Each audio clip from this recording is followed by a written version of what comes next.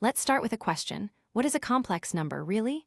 On paper, we write a complex number as a plus by, but don't let the letters distract you. This is simply a point in the plane. So the first thing we do is treat a plus by as an arrow from the origin to the point, a b. The horizontal axis is the real axis. The vertical is the imaginary axis. The number a plus by is the arrow. Now that arrow gives us immediate geometric language. Adding complex numbers is just vector addition. If I take a plus by and add c plus d, place the arrow for c plus d at the tip of the arrow for a plus by, and draw the diagonal, that diagonal is a plus by plus c plus d. So addition is translation. Nothing magical, it's the same geometry as adding displacement vectors. Multiplication is where the plane reveals a richer, more interesting structure. What does it mean to multiply complex numbers? Let's build intuition slowly. First, multiplying by a real number stretches or shrinks the arrow. Multiply by 2, the arrow doubles in length. Multiply by 0.5, it halves. So real scaling is radial scaling. But what about multiplying by I? Every point on the plane is multiplied by I. The entire plane rotates 90 degrees counterclockwise. Every arrow rotates without changing its length. So I acts like a 90-degree rotation operator. Multiplication by -1 flips the arrow 180 degrees. Multiplying by I rotates 90 degrees clockwise. So multiplication, in general, does two things. It scales lengths and rotates directions. We can capture that neatly by switching to polar coordinates.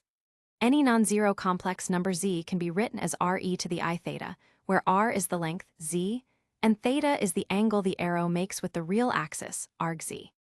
In these terms, multiplication becomes obvious. r1e to the I theta 1 times r2e to the I theta 2 equals r1 r2 e to the I theta 1 plus theta 2. Multiplying multiplies radii and adds angles.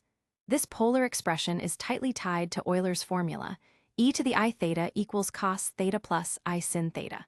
So an exponential with an imaginary exponent traces out a circle as theta varies. As theta increases linearly, the point moves around a circle centered at the origin.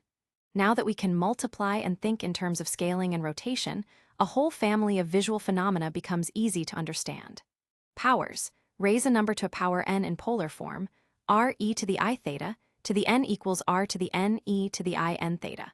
So raising to the second power squares the radius and doubles the angle. Let's look at a grid under the map z maps to z squared. Points with different radii accelerate apart because radii are squared. Angles are doubled, so every petal, every wedge opens up twice as fast. You can see angles becoming steeper, certain symmetries emerging. This is an intuitive way to understand how the squaring map behaves on the plane. Roots are the reverse. The equation z to the n equals w has n solutions, equally spaced in angle, because you divide the angle by n and take the appropriate roots of the radius. Near the origin, this is dramatic. Small differences in angle get magnified when you raise to a power. Conversely, taking roots compresses angles. Let's take a detour to complex conjugation. The conjugate of a plus by is a by. Geometrically, it's the reflection of the point across the real axis. So conjugation flips the imaginary coordinate sign. It's a mirror operation, and it's linear over the reals, meaning it preserves addition and scalar real multiplication, but it flips orientation since it reverses angles. What about division? It's multiplying by the reciprocal. In polar terms, divide by re to the I theta by multiplying by 1r and subtracting theta from the angle. So division is shrinking and rotating in the opposite sense. These geometric pictures directly explain why complex numbers are so powerful in solving problems. For example, consider quadratic equations. The solutions that look mysterious from a purely algebraic viewpoint are just points whose arrows satisfy certain geometric constraints, intersections of circles and lines in the plane. The imaginary part emerges because we're allowing rotation, not because the numbers are any less real in geometric meaning. Complex exponentials give an elegant way to encode oscillations.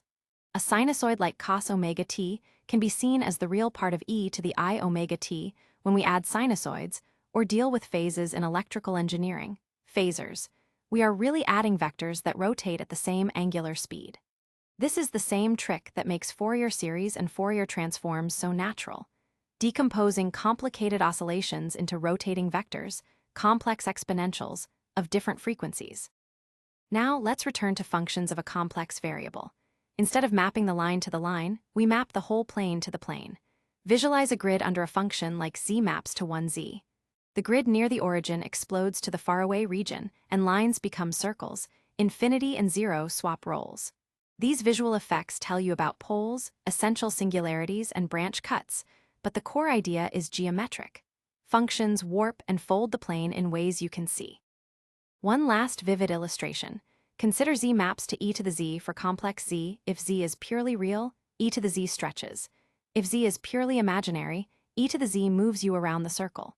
Combine both and you get spirals, vertical strips in the z-plane map to annuli in the w-plane. That's a beautiful geometric picture of how the complex exponential mixes growth and rotation. So to summarize the visual takeaways, a complex number plus by is an arrow in the plane. Addition is vector addition, translation. Multiplication is scaling times rotation. In polar form, multiply radii and add angles. Multiplying by I rotates by 90 degrees. Multiplying by a negative reflects or rotates by 180 degrees. Euler's formula links exponentials to sine and cosine and explains oscillations as rotating vectors. Powers and roots act by multiplying dividing angles and raising taking powers of radii. Maps like z to the n produce very visual deformations of the grid. Complex conjugation is reflection across the real axis. Inversion z maps to 1z swaps near and far in a geometric way. Many practical applications, solving equations, electrical engineering phasors, Fourier analysis, are simply geometric manipulations of these arrows. If you can hold on to the picture of numbers as arrows that can be rotated and stretched, then the rest is mostly bookkeeping. And that geometric frame is what makes complex numbers feel less like a mysterious algebraic trick and more like an extension of the most familiar intuition about vectors and rotations. In the next episode, we'll dig into complex functions more deeply, singularities, conformal maps, and why analytic functions